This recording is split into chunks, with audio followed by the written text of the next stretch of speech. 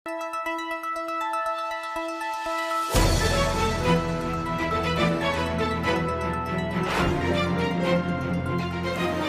देख रहे हैं मुल्क का सबसे ज़्यादा देखा जाने वाला न्यूज़ चैनल सच्चाई न्यूज़। हाँ जी, अस्सलाम वालेकुम नाज़रीन। हिन वक्त असां सां गॾु मौजूद आहिनि महिमान ख़ासि मखदूम फैमिली जा चश्मो चिराग ऐं असांजी सिंध जा मायला सियासी नौजवान क़ाइद जनाब मखदूम मोहसिन साहब जन। जी अस्सलाम वालेकुम। वालेकुम सलाम। साईं सां असां सिंध जे ख़ुसूसन सियासी हवाले सां करंट अफेयर ते डिस्कस कंदासीं। साईं असांखे का महिरबानी करे इहो ॿुधाईंदो त तव्हां चूंकि GDI जा कैंडिडेट बि रहिया आहियो पुठी इलेक्शन में, तव्हां GDI जा अॻुवान बि आहियो, त GDI जेका PTI जी इतिहादी तंज़ीम आहे, त PTI जी जेका मौजूदा सिंध में जेको हुनजी जेका कारकर्दगी आहे उन में अवाम जेको आहे सिंध जो ख़ासि करे सेटिस्फाइड आहे, तव्हां छा था सम्झो? थैंक यू सो मच पवन साहब, तव्हां वक़्तु कढियो। जीअं तव्हांजो जेको सवाल हो आउं अर्ज़ु करे वञा त सिंध जी बदकिस्मती इहा रही आहे त सिंध खे हमेशह बेयारो मददगार छॾियो वियो आहे ऐं असां बिल्कुलु अलायंस हिकिड़ो फॉर्म कयो GDI जे प्लेटफॉर्म तां, असां PTI सां गॾिजी कमु कयो जंहिं नतीजे में की गवर्नमेंट फॉर्म थी। पर जॾहिं खां PTI जी गवर्नमेंट ठही आहे उन खां वठी अॼु ताईं 2.5 सालनि में सिंध जे लाइ सिंध खे मुकमल तौर ते निगलेक्ट कयो वियो आहे। को अहिड़ो लीडर कोन्हे, को अहिड़ो फ़र्द कोन्हे, को अहिड़ो शख़्स कोन्हे जेको पंहिंजी ज़ाती मफ़ादात ज़ाती तरजीहुनि खे पासे ते रखी सिंध जे लाइ ॻाल्हि करे, अवाम जे हक़नि जे लाइ ॻाल्हि करे। हर को पंहिंजे मफ़ाद जी ॻाल्हि करे थो, पोइ मीडिया हुजे, असेंबली फ्लोर हुजे या खणी को ॿियो प्लेटफॉर्म हुजे। पर आउं सम्झां थो सिंध में PTI गवर्नमेंट जी कारकर्दगी मायूस कई हुई। जेकॾहिं इहा कारकर्दगी अहिड़े क़िस्म जी PTI जी सिंध में रही त अवां छा था सम्झो त कोई सिंध में उहा अल्टरनेट तौर जेका हिन वक़्तु मौजूदु आहे उहो बि पंहिंजो वज़न विञाए वञे थी? साईं बिल्कुलु आउं तव्हां सां इन ॻाल्हि सां इतफ़ाक़ कयां थो त जे इहा ई सूरत रही ऐं जे हुननि पंहिंजी पॉलिसीज़ ते नज़रसानी न कई ऐं लोकल अवाम खे लोकल माण्हुनि खे रिलीफ न ॾिनो, जीअं हींअर तव्हां ॾिसो त पेट्रोल जा रेट्स वधाया विया। इवन हालत इहा आहे त रुगो तव्हां पाण फेडरल गवर्नमेंट ते न ॻाल्हायो, सिंध गवर्नमेंट 12 सालनि खां वठी को सूबे खे पेरिस कोन ठाहे छॾियो आहे। हिकिड़ा चवनि था लॉकडाउन कयो, हिकिड़ा चवनि था लॉकडाउन न कयो। हिकिड़े पेज ते त अचनि घटि में घटि। तव्हां हींअर ताज़ो हिकिड़े सिविल एविएशन जो वफ़ाक़ी वज़ीर आहे, उन स्टेटमेंट ॾिनी आहे त जाली भर्तियूं कयूं वयूं आहिनि माज़ी जी गवर्नमेंट में। माना हिकिड़े वफ़ाक़ी वज़ीर जी एतिरी महदूद सोच आहे त माना हुन पंहिंजे पार्टी जे लाइ पंहिंजी ज़ाती मफ़ाद खे तरजीह ॾिनी, उनजे करे दुनिया में हिकिड़ो नेगेटिव मैसेज वियो आहे। उनजे करे दुनिया में PI खे बैन करे छॾियो अथनि, जेका इंटरनेशनल एयरलाइन आहे असांजे मुल्क जी। अच्छा, तव्हां असांखे इहो ॿुधायो त आया जेको सिंध जो अवाम आहे उन मुसलसल 15 सालनि खां पीपल्स पार्टी खे मौक़ो फ़राहम कयो आहे गवर्नमेंट जी ठाहिण जो, ऐं गवर्नमेंट कंदी रही आहे पीपल्स पार्टी 15 सालनि खां। जेका मौजूदा सिचुएशन आहे जंहिंमें मां सम्झां थो पियो ऐं जेका पब्लिक जो आवाज़ु आहे त असांजे सिंध जा इदारा ख़ासि करे सिहत जे हवाले सां, तालीम जे हवाले सां इदारा बिल्कुलु बि मफ़लूज थी चुका आहिनि, तबाह थी चुका आहिनि। काई सहूलियत सिहत जे हवाले सां त ख़ुसूसन बिल्कुलु बि नायाब थी वई। त इन हूंदे बि वरी जेकॾहिं इलेक्शन अचे थी त सिंध जो अवाम छा था सम्झो त वरी पीपल्स पार्टी खे वोट कंदो? साईं सिंध जो अवाम किथां वञे? असल में सिंध जे अवाम खे हिकिड़ो हक़ीक़ी या हिकिड़ो अल्टरनेट नथो मिले। बदकिस्मती इहा रही आहे त पाकिस्तान जॾहिं खां ठहियो न कॾहिं फेयर एंड फ्री इलेक्शन थी आहे, न अॼु ताईं को अहिड़ो लीडर सिंध जी अवाम खे पाकिस्तानी अवाम खे मिलियो आहे जंहिंजे कुल्हे ते माण्हू रोई सघे, पंहिंजे सिंध जा धरतीअ जा सूर ॻाए सघे या ॿुधाए सघे। अहिड़ो को माण्हू ई नथो मिले। हर को माण्हू आंदो वञे थो।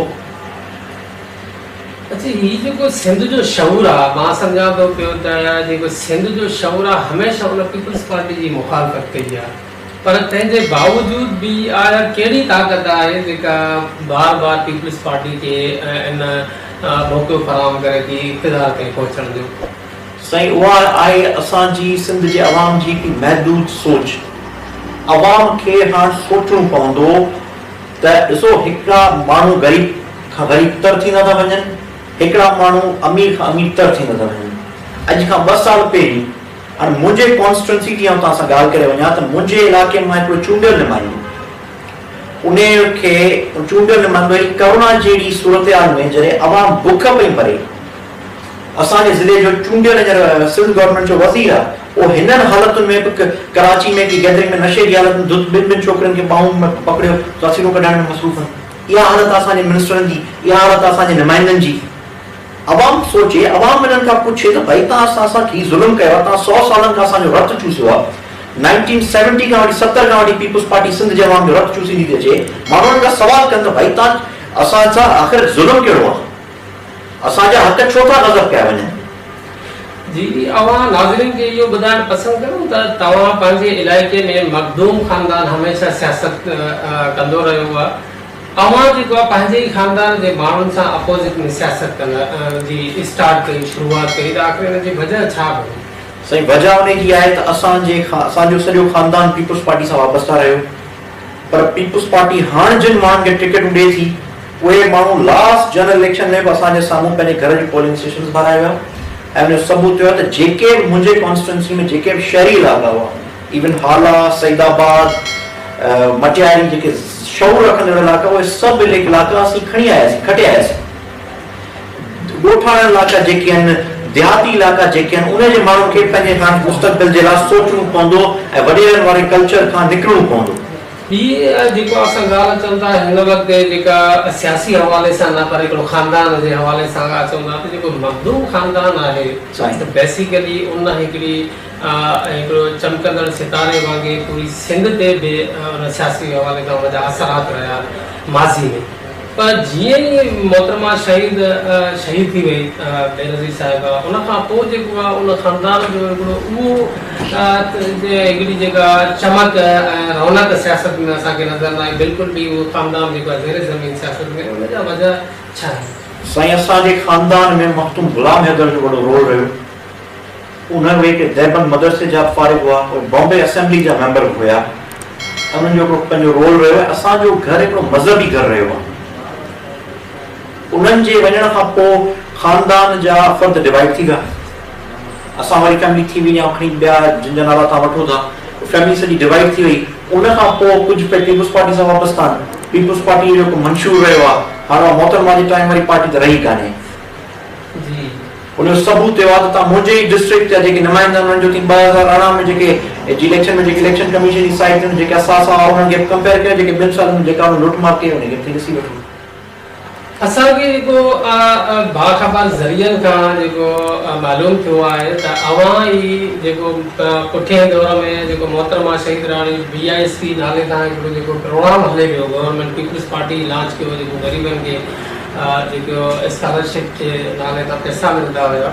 उन प्रोग्राम जो नालो तव्हां BISP चेंज करायो, एहसास किफ़ालत प्रोग्राम जो तव्हां जेको आहे उन्हनि खे सजेशन ॾिनी मर्कज़ खे, वफ़ाक़ खे, इमरान खे, त उनजी आख़िर छा वजह? BISP सिंध जो शान नालो, मोहतरमा शहीद राणी सिंध जी हिकिड़ी लीडर रही आहे, उनजे नाले सां इहो प्रोग्राम हले पियो, त उन में आख़िर तव्हांखे कहिड़ो एतिराज़ नाले सां? साईं, मोहतरमा बेनज़ीर साहिबा जो असीं अॼु बि इज़त ऐं एतिराम जी निगाह सां असीं उनखे ॾिसूं था। अॼु बि उनखे मोहतरमा खे असीं इज़त जे ऐं एतिराम जे दायरे में असीं उनखे यादि कयूं था।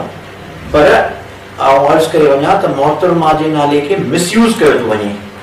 मूं जीअं तव्हांखे अर्ज़ु कयो त शहरी माण्हू इन ॻाल्हि खे सम्झनि था, ॻोठाणा माण्हू इन शइ खे नथा सम्झनि। औरतुनि खे ॿुधायो थो वञे त जेतिरी पीपुल्स पार्टी खे वोट न कंदो त तव्हांजा पैसा बंदि थी वेंदा। नंबर 1 ॻाल्हि।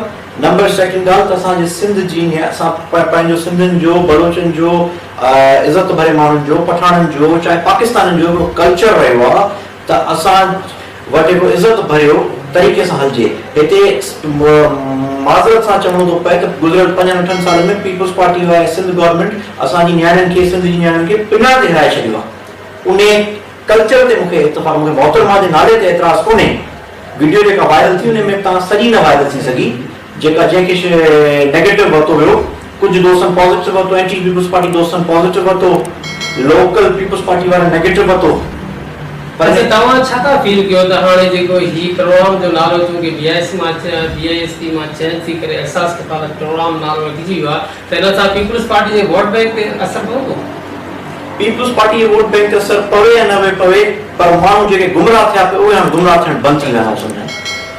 लास्ट में साईं असां अगरि ज़रूरु हिकिड़ो जेको मैसेज वठंदासीं असांजे सिंध जे नौजवाननि जे लाइ, सिंध जे शहूर जे लाइ, त उहो तव्हां कहिड़ो मैसेज ॾियणु चाहींदो जीअं को सियासी हवाले तां सिंध जे हिकिड़े बहितर पोज़ीशन आणण, सिंध खे बहितर पोज़ीशन आणण जे लाइ को चेंज अचे?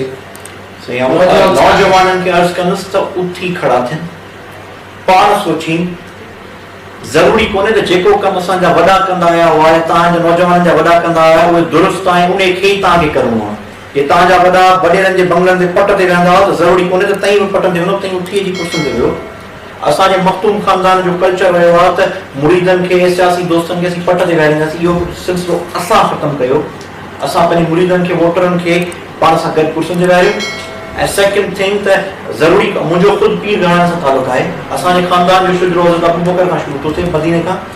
पर असां इहो पैसनि वठण वारो कल्चर ख़तमु कयो त जेके ग़रीब मिसकीन मुरीद अचनि, अची असांखे पैसा ॾेई वञनि, असीं वरी उन्हनि जे पैसनि जी अयाशियूं कयूं, इहा ॻाल्हि मुनासिब कान्हे। असां इहो सिलसिलो ई ख़तमु कयो त न को मुरीदनि खां पैसा वठिबा, न को मुरीदनि खे पट ते विहारिबा। वॾी महिरबानी अथई तव्हांजी, तव्हां असांखे कीमती टाइम ॾिनो, तव्हांजा लख थैंक यू सर।